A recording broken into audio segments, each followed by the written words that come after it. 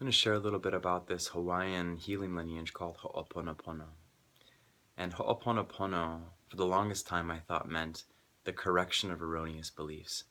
And so when somebody would say something that triggered me or that I had judgment over or that I had a negative voice, I would just say the prayer to that part of me. I love you, thank you.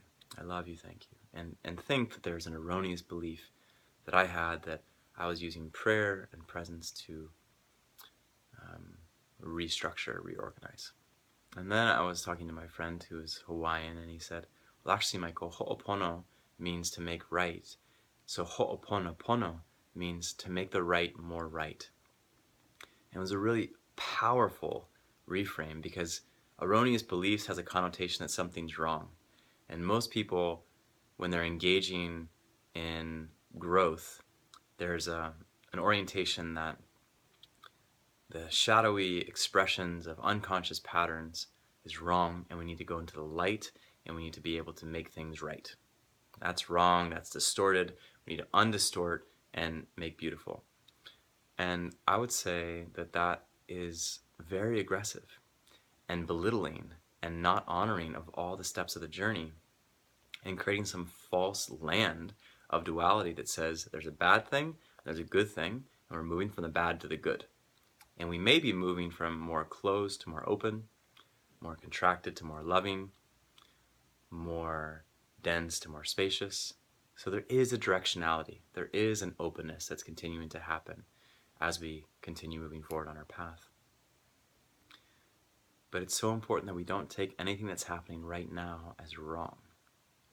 The world as it is, no matter how messed up it seems, no matter how many disruptions that we're just seeing symptoms of all over the world through war and protests and government and economy and all this kind of stuff, it's all right. It's not as high vibe as it could be. It's not as coherent and unified as it could be.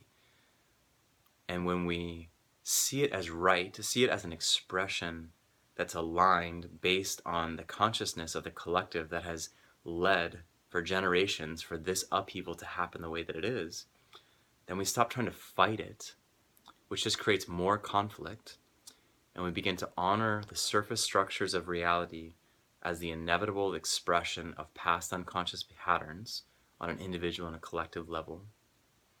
And then we begin to see how can we change these patterns internally and in our community to begin to shift and raise the coherence or raise the vibration of what's happening on a collective level and in our local area and in our very local area within ourselves to make it more right, more aligned, more higher frequency of coherence.